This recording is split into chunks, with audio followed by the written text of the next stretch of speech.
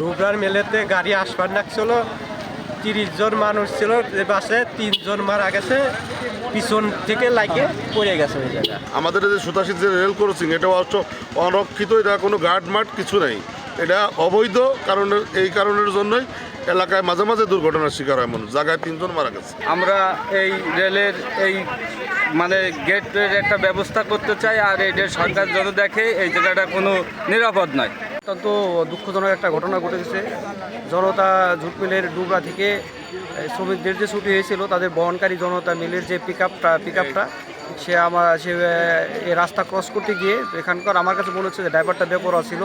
কারণ এখানে দুই পাশে রাস্তা সরল, ডানে বামে দেখা যায়, সে যদি একটু সতর্ক সহিত পার করতো তাহলে এত বড় দুর্ঘটনা ঘটতো না।